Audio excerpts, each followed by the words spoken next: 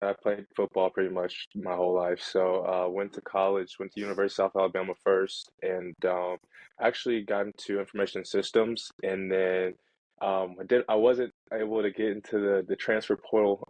I didn't catch that year. So um, in order for me to transfer, I would kind of have to graduate. So I ended up changing majors. But tech was just always something that I wanted to, keep doing, keep pursuing. So I transferred to Oklahoma State, finished playing there, and from there, still had the love for tech while playing, and just knew, like what did I want to do after football, and tech was just, like I said, always up at the top of my mind. Just didn't necessarily know exactly what I wanted to do in tech. So, just kind of researching while I was playing football professionally. I was out in Las Vegas playing the IFL, and found CourseCareers. So while I was playing, I was coming home and doing CourseCareers, and then going to play. So ultimately, found you on YouTube, and just started kind of watching your journey and everything that you had to say about it. So it was fascinating to me, and I just ran with it, and now I'm here at Dark Trade. Man, you must have been a baller back in the day if you transferred to play for Gundy at Oklahoma State. I know it's a fast-paced offense. What did you Yes, sir. change your major to from IT systems to what did you change it to? So interdisciplinary studies. Okay, interdisciplinary studies. And then you Hmm. moved to Vegas to play in one of the professional sport leagues. And then I recently interviewed a former backup quarterback named David Falls. He Oh, played yep, for the yeah, Dolphins, the Bears, and I believe the Jets, and played for a few years backup. And he reached that point where contract didn't get renewed, and it was that decision of, hey, I don't know if I have a future in this anymore. It's been my identity my entire life. So I need to yeah, completely reinvent myself. So talk yeah, about your journey of reinvention going from, okay, the football thing, I've been doing this last 20 years. It's over. What am I yeah. going to do with my life now? How did that then lead you to tech sales? Yeah, so the journey so I came out COVID year for my draft class. So it was just like 500, something like less rookies that got invited to mini camp. And unfortunately, I was kind of one of those guys.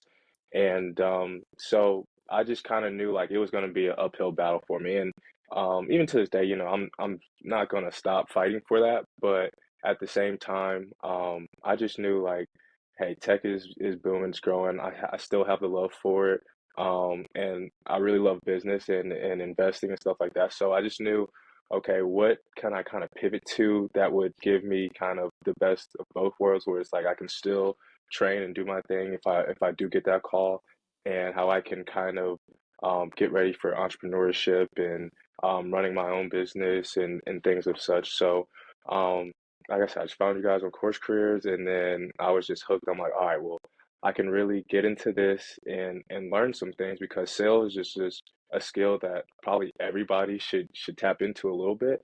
Um, so I just really was like, all right, let me hone into it and learn some things while I'm here at my new job, and then take that and kind of excel for the rest of my life. You, I'm sure, naturally have the competitiveness and thrive in a sales environment and all that. You come from actual university, so you've got experience credentials there. Hmm. Why not just start applying to jobs at this point? What was the decision to decide, let me take a step back, let me invest in myself and actually get more education and use CourseCareers to then get the job rather than just trying to go get the job? Because I think this is a question a lot of people have of, they go for it on their own, and then for some reason they decide, you know what, let me invest in it. So what was that decision for you to seek out additional education? Yeah, basically like you just said, like investing in myself. So, I started my own brand, and one thing that I just constantly kept hearing while just watching videos and researching was invest in yourself. So, whether that's investing in reading books, or taking the time to kind of read blogs online, or whatever the case was. So, my thing was, all right, let me follow somebody that's already been there and done that. And like you said, like the football background kind of came with that, because in football, as a freshman, you come in, you're dealing with seniors, juniors, sophomores, whatever it is, but you kind of find that one guy who's older who takes you under their wing. And Course Careers is kind of like that in a way for me. So it was kind of like, all right, well, Trent's done it. He's leading the course. He was successful, still is successful. So it's like, let me just kind of emulate the things that he did. Let me learn what he has to say. Because at the end of the day, like experience is the best teacher, whether that's your experience or somebody else's experience given to you. What were some of your top learnings going through the Course Careers program?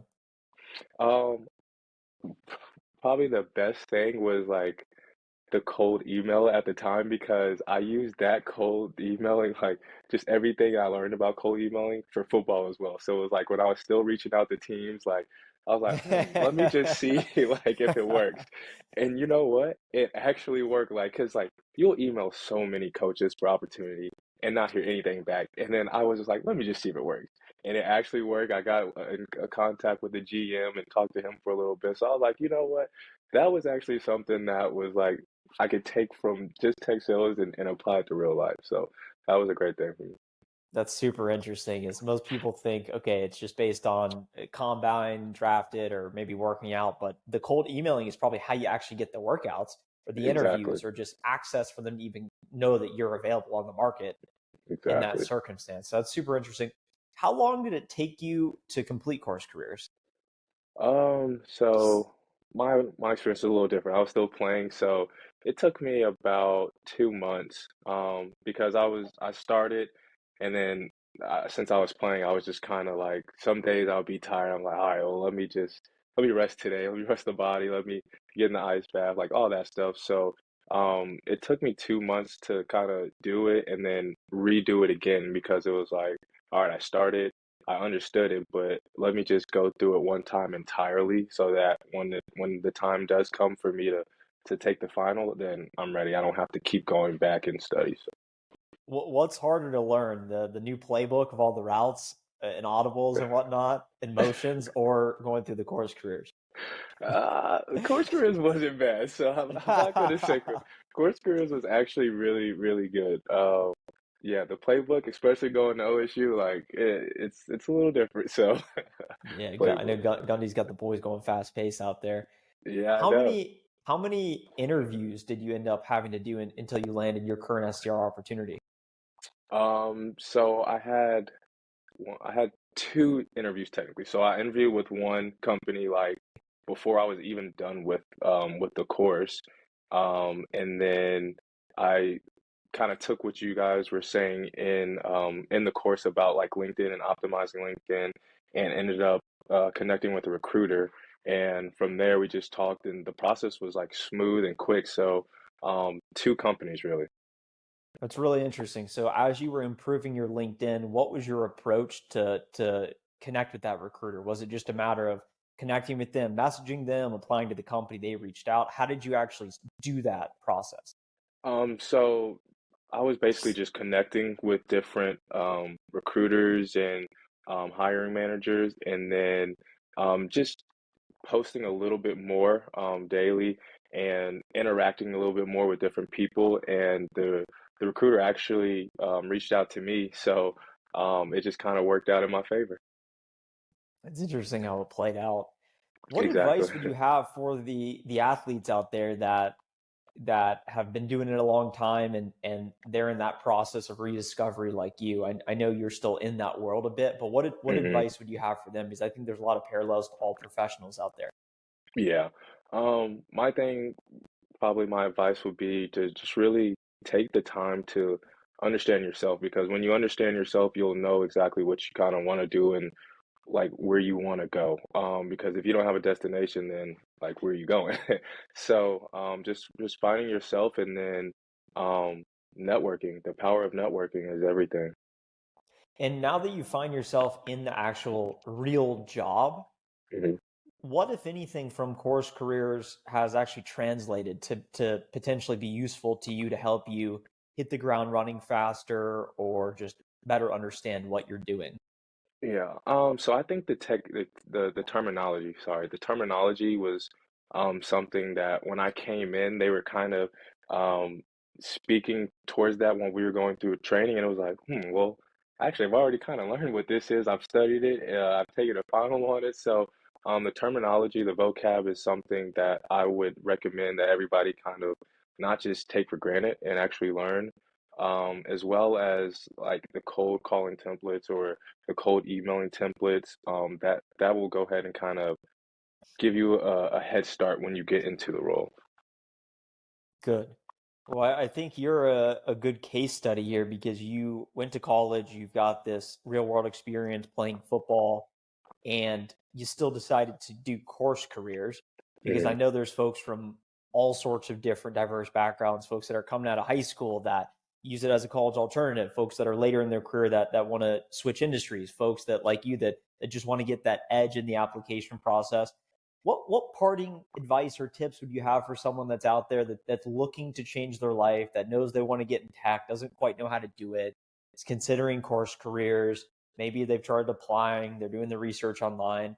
How would mhm. you help them think differently about what they're doing so they can achieve their objectives? So my advice to them would probably be, just do it, just pull the trigger. And worst case scenario, if you get in it, you love it, and you're like, oh man, I should have did this earlier.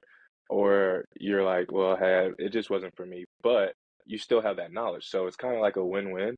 Yeah, Instead of just the whole analysis paralysis, where you're just researching, reaching out to people, not really making any leeway for yourself. So yeah, just pulling that trigger and just doing it. it's all about that action. Don't wait. And for those of you listening right now that resonated with Jordan's story, we've linked the free tech sales intro course down below, 3 parts, 90 minutes of free content, tells you everything you need to know about if tech sales is for you and how to actually get started. And we've also linked $50 discount code in that link if you'd like to learn more. We will see you on the other side. Jordan, thanks so much for being here today. No And let's go problem. get us some touchdowns. Yes, sir. Okay, bye. Right.